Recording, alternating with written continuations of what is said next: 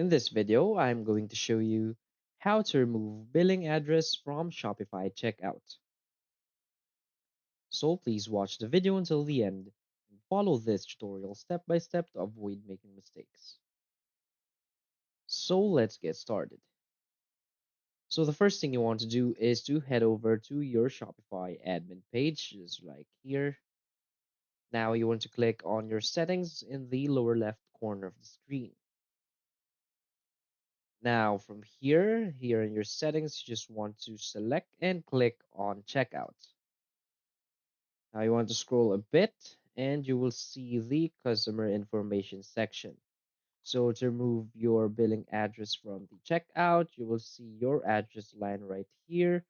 So you want to set it to don't include.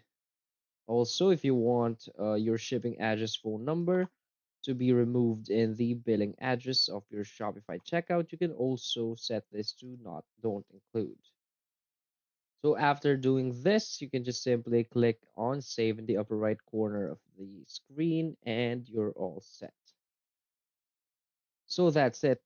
So if you find this video helpful, please hit like and subscribe. Thanks.